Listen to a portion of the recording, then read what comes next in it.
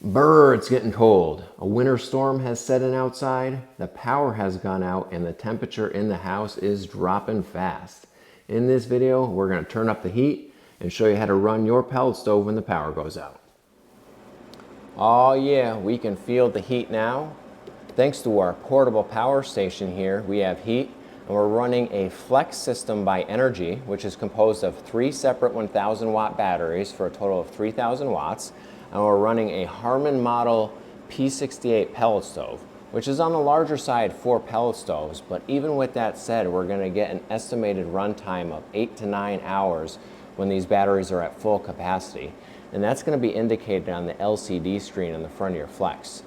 The runtime will keep changing based on what the current draw is.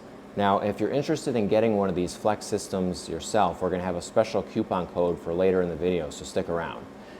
Now, keep in mind when running your pellet stove, there's going to be many factors that affect your runtime when running on battery, including what type of stove are you plugging into the Flex system, and what type of pellets are you burning in your stove, how cold is it outside, how warm do you want to keep it inside your house, and of course, how well insulated is your home.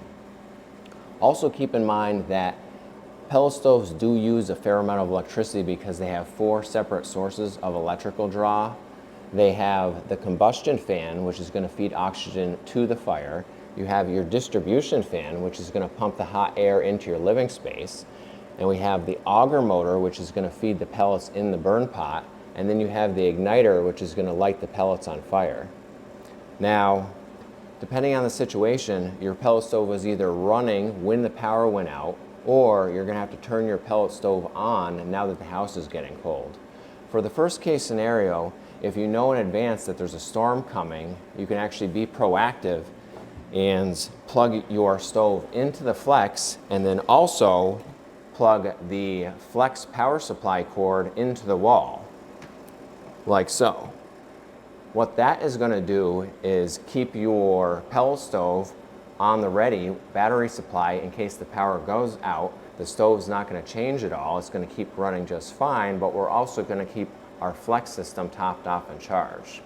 Now, what would happen if you have a fire going inside your pellet stove with no backup power and the power goes out? Let's take a look and see what happens right now. And you can see we have a moderate fire going in the stove right now.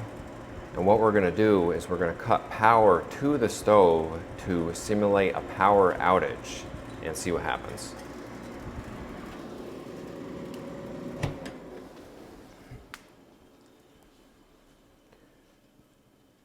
Okay, now you can see that the pellets definitely keep burning in the stove.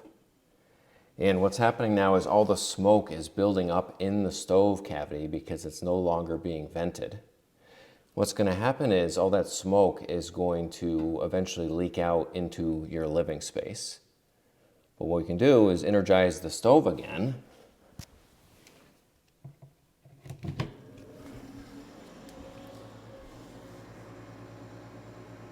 And you can see as soon as we resupply the stove with power that the stove starts venting properly again and the fire returns to its original size. Okay, for the second scenario, if you have to start your stove on battery power, I would suggest bypassing the igniter. You can do that by switching your stove to manual mode, which is going to shut the igniter off.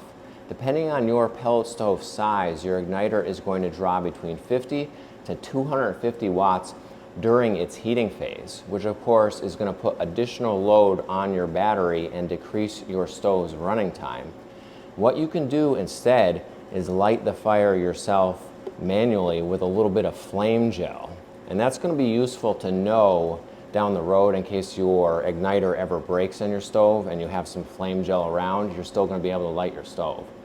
So let's do that now and shut this stove down, and then we're going to relight it manually with some flame gel and turn the igniter off. Okay, now the stove has all cooled down and we have the stove door open and the camera pointed directly at the burn pot. And we have now switched our stove to manual mode, which bypasses the igniter, and we're going to light the stove by hand. So first, instead of allowing the stove auger to fill the burn pot with pellets, we're just going to take a handful of pellets and just add them directly to the burn pot.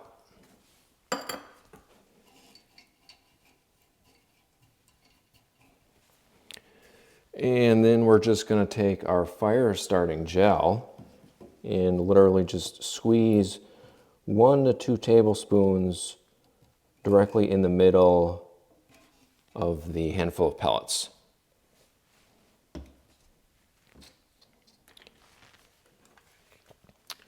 And we're going to take our candle lighter and light the gel, and then as soon as we light the gel, we're going to close the stove door and then re-energize the stove, which will turn on the combustion fan, which will cause the pellets to start fire.